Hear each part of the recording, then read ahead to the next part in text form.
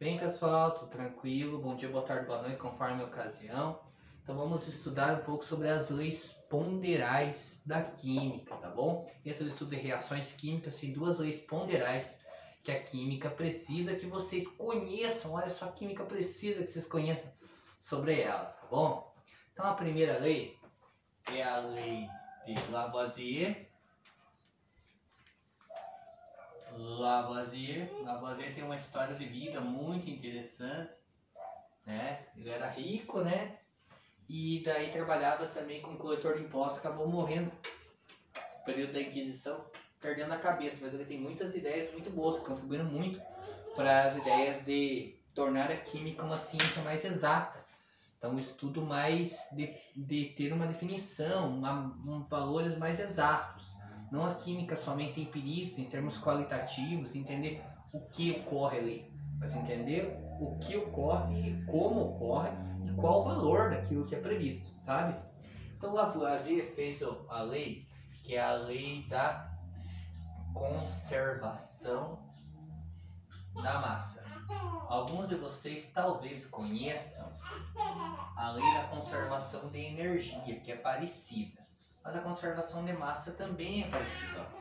A massa não pode ser criada, a massa não pode ser destruída, apenas transformada através de uma reaçãozinha química. Daí já vi cair, por um exemplo, em exercício de Enem, né? Caiu algum tempo atrás já, muito tempo atrás, 15 anos atrás caiu. Mas assim, uma questãozinha que queria que você questionasse sobre a questão da conservação da massa. Era assim, inicialmente eu tinha um papel. E o papel foi queimado. E daí aquela massa que tinha ali de papel não existia mais. Então o que era papel tinha uma certa massa. Daí com a fuligem, né, que ficou formada, parte da massa sumiu. Aonde que foi parar a massa? E daí na mesma situação tinha o seguinte. Um objeto de ferro. E ele aumentou a massa com o processo de oxidação. Ferrugem, aumentou a massa. Mas por que então a lei de Lavoisier estava errada? Os padrões da química de estudo de leis ponderais estavam furados? Claro que não. É que tem como explicar, claro. Por que a massa da combustão diminuiu? Porque obviamente o papel, a fuligem, não é a relação da massa. Porque parte da massa foi para o ar porque formou o gás carbônico e vapor de água, né? Toda a combustão vira fuligem, um pouco que sobra, gás carbônico e água. Então, gás carbônico e a água que evaporou, né? A água gasosa, foram para o ambiente e você não tem mais como medir ali, a não ser que fosse um ambiente totalmente fechado, que você conseguisse medir esta massa do ar também ali presente. Você não teria como ter uma precisão na tua prática, né? E a outra experiência da ferrugem. A ferrugem, com o processo de oxidação, a quantidade de ferro ali metálico vai diminuindo, vai virando óxido de ferro. E daí ele tem uma maior massa molecular, consequentemente vai aumentar ali a massa. Mas claro, a ferrugem com o tempo vai corroendo ali o ferro e parte também vai virando aquela raspinha do ferro, vai corroendo e vai diminuindo a questão da massa de ferro em si de aumentando, porque o óxido de ferro, a ferrugem, lembre lá, é um processo irreversível, não tem mais como voltar a ferrugem, né? Então, Lavoisier deu a determinação da conservação de massa. Então, nós vamos fazer o seguinte, olha. Se eu pegar, vamos fazer agora, ó, tá calorzinho, hoje vamos fazer um suco, uma vitamina. Então eu coloco assim um copo com banana, um copo com mamão, um copo com leite. Misturo no liquidificador. Quando eu for servir, quantos copos de vitamina eu tenho? 3 copos. Por quê? Porque era um copo de cada um, ou 3, não pode perder. Como vai perder vitamina no processo? Ah, porque vazou do liquidificador. Mas daí, né? Não tem culpa, né? A química não tem culpa disso, né? Ah, mas eu derrubei um pouco no chão. A química não tem culpa disso. Mas pela questão da conservação de massa, a massa que está ali, ela pode ser dissolvida, ela pode ser transformada no processo, mas a massa não pode ser perdida de forma alguma. Se você conseguir ter, se for um sistema totalmente fechado, ele não tem como haver perdas de massa de forma alguma, né? Ela deve ter sido transformada em um outro componente que talvez você, às vezes, você não deu um valor tão exato, você não conseguiu medir tão certo. Entendam, a experiência nem sempre ela é 100% eficaz, mas ela tem, muitas das vezes, alto grau de rendimento, tá? Então, vamos fazer um exemplinho aqui, então, olha só. Vamos supor que eu pego carbono mais oxigênio para fazer uma reação.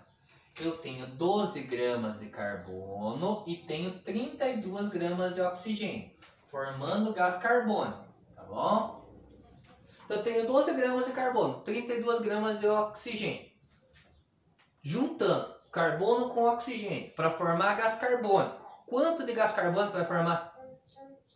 Na química, como eu digo sempre, esse mais é mais, esse aqui é como se fosse um igual. 12 mais 32 vai dar 44. Só isso, professor? Só isso, gente. Vamos pegar mais difícil agora. Ah, o senhor sempre vai dificultando pra gente, né? Vamos pegar um outro aqui, então. Vou colocar como exemplo A e exemplo B agora, ó. Vamos pegar aqui, ó. NaOH mais HCl virando NaCl mais H2O. Então ali eu tenho a reação de formação do gás carbônico e aqui embaixo eu tenho uma reação de neutralização ácido-base. Tá bom? Vamos lá, vamos ver se o canetão está um pouquinho melhor. Vamos lá. Então NaOH, vamos supor que aqui é 40 gramas. Vamos supor que aqui eu tenho 36 gramas. E que aqui eu tenho 18 gramas. Quanto de NaCl eu vou ter? Tá bom? Então, vamos fazer matematicamente. Então, a quantidade antes da flecha tem que ser igual à quantidade depois da flecha. A quantidade que eu tenho de massa de reagente é a quantidade de massa que eu tenho do produto. A quantidade de ingredientes que eu fiz a minha vitamina é a quantidade de produto de vitamina que eu tenho.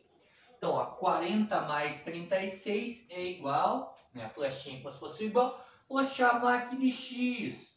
Nossa, vou chamar X. Vocês já estão na fase que eu acho que é mais fácil chamar de X, XYZ, né? 40 mais 36 vai dar 76 gramas. O 18 que é mais, eu vou passar menos. Então vai dar 76 menos 18. E o teu X vai dar, ó, 76 menos 18 vai dar 56, 58 gramas. Só isso, professor? Só isso na lei de Dalton, gente, tá bom? Às vezes o que você está procurando é reagente, às vezes o que você está procurando é produto, mas ele sempre vai indicar para vocês um que está faltando, um só que está faltando. Tem como complicar mais disso na lei de Dalton? Não tem. O que poderia complicar para vocês é se eu desse o nome da substância, se você tivesse que decorar, né? Então, se eu dissesse a reação de neutralização de hidróxido de sódio com ácido clorídrico produz cloreto de sódio e água. Sabendo que a massa de hidróxido de sódio é 40 gramas e a massa de ácido clorídrico é 36 gramas e que a massa de água é formada de 18 gramas, qual a massa de sal resultante no processo? Poderia ser assim? Poderia, mas só isso. Aqui a continha é isto mesmo. Soma que tem nos reagentes é igual a soma que eu tenho dos produtos. E sempre vai faltar um reagente para eu achar. Tá bom? Vamos para a segunda lei. A segunda lei é a segunda lei de Proust. Olha que bonito. Proust. Das proporções constantes.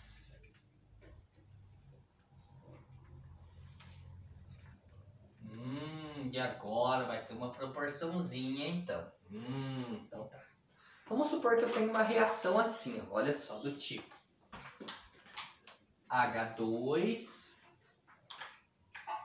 não vou colocar o estado físico, vou colocar H2 mais 1,5 DO2 formando H2O. Aqui a gente não vai relacionar a questão da proporção, mas eu sei a proporção. Porque, claro, com conhecimento de tabela periódica, de mols, a gente vai elaborando, melhorando isso aqui também. Mas vamos lá. Vamos supor que eu tenha 2 gramas e eu estou reagindo para 1 mol. Tudo que eu estou fazendo aqui é para 1 mol, que é o valor da massa molecular que tem na tabela periódica. 1 mol. Vamos supor que aqui fosse 2 gramas e aqui ele reage com 16 gramas para formar 18 gramas de água, tá? Porque aqui 2 mais 16 é igual a 18. Vamos supor que eu tenha na proporção ali, que eu tenha, ao invés de feito 2, 16, eu tenha reagido 1 grama de hidrogênio. A receita é a mesma, gente. Então a proporção da receita é a mesma. Vamos fazer aqui um exemplinho. Nós temos que fazer assim, ó. Vamos fazer um bolo. Para fazer um bolo, você usou 3 xícaras de trigo, 2 ovos, tá bom? Vou colocar 4 ovos, 2 copos de leite, tá bom? Para fazer um bolo. Agora, vamos supor que você quer fazer 2 bolos. O que você tem que fazer? Dobrar a receita, é óbvio. Então, ao invés de 3 xícaras de trigo, vai ser 6 xícaras de trigo. Ao invés de 4 ovos, vai ser 8 ovos. Ao invés de 2 copos de leite, vai ser 4 copos de leite. E assim vai vendo a proporção. É isso que Proust fez. Nossa, mas de bobo então que ela fez, turma? Nossa, então coisa tão simples. Pois é, mas aí dentro do cálculo químico, ele determinou que isso era válido também. Que não era só em receitas. Naquele tempo já existia receita, né? No século XV para o século XVI já existia receita. Né? Já fazia bolo, já fazia pão. Há muito tempo existia isso. Mas ele determinou que em reação química, que as reações químicas, além das reações químicas de cozinha, todas valiam a mesma questão. Através da questão das determinações dos elementos químicos, das substâncias que estão reagindo dentro de uma reação química. Então aqui, ó, de 2 para 1, caiu pela metade. Então aqui também terá que cair pela metade e aqui também pela metade, tá bom? Então a metade de 16 é 8. E a metade de 18 é 9. Vamos ver se está certo, ó. 1 mais 8 é igual a 9. Muito bem. Agora vamos supor que eu dei aqui a quantidade de água que formou. Então na reação formou 54 gramas de água. Para formar 54 gramas de água, quanto de hidrogênio e oxigênio eu tenho que colocar para reagir? Isso dentro da indústria química é muito importante. Você vai fazer lá um ingrediente, você vai ter que ver quanto de ingrediente, quanto de reagente você vai gastar para não perder no processo, não sobrar, né? Então 18 para 54. Ele aumentou quantas vezes? 3 vezes. Triplicou. Então quer dizer que esse aqui vai ter que aumentar 3 vezes. E esse aqui também vai ter que aumentar 3 vezes. Tá bom? Então 2 vezes 3, 6. 16 vezes 3, 48 gramas. Vamos fazer a prova real? 6 mais 48 é igual a 54. Então, tanto a lei de Lavoisier quanto a lei de Proust foram comprovadas a sua existência, né? É assim que se faz, é assim que se prova. Beleza, meus queridos? Tá bom? Então, encerro agora mais uma aulinha. Espero que tenham entendido sobre leis ponderais da química. Leis ponderais. Lei de Lavoisier, lei de Proust. Lei da conservação da massa, lei das proporções constantes. Beleza? Abraço.